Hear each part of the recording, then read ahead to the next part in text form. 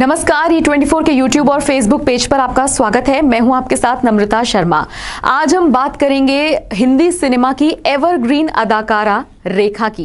रेखा आज अपना जन्मदिन मना रही हैं। 10 अक्टूबर 1954 को रेखा का जन्म हुआ था। रेखा का पूरा नाम भानु रेखा गणेशन है। वो अपने पिता का नाम अपने साथ लगाती हैं। यूं तो रेखा ने बहुत सारी फिल्में ऐसी दी हैं जो ब्लॉकबस्टर साबित हुई हैं, कल्ट फिल्म साबित हुई हैं, और आज भी अगर वो फिल्में टीवी पर आती हैं तो लोग रिमोट लेकर बैठ जाते हैं, वहां से अपना चैनल चेंज नहीं करते हैं। लेकिन क्या आप जानते हैं, रेखा कभी फिल्मों में आना ही नहीं चाहती थी।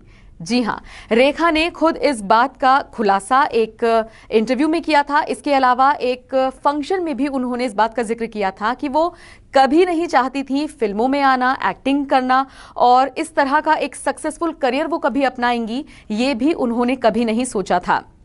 बहुत छोटी थी जब उन पर घर की जिम्मेदारी आ गई थी, माता पिता के बीच तनाव था, लिहाजा उनको इस तरह से इंडस्ट्री में पैसे कमाने के लिए आना पड़ा था।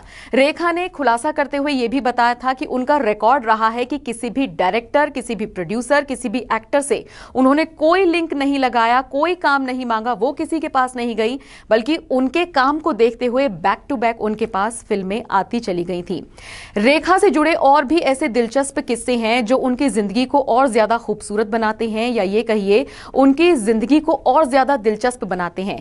चाहे रेखा की लव लाइफ हो, उनकी पर्सनल लाइफ हो, उनका करियर हो, हर तरह से रेखा एक मिसाल के तौर पर सामने आई हैं।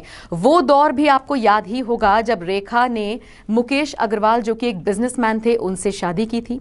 आपको यह भी याद होगा कि कुछ महीनों बाद ही मुकेश अग्रवाल ने आत्महत्या कर ली थी। क्या आप जानते हैं, उसका पूरा खामियाजा रेखा को भुगतना पड़ा था।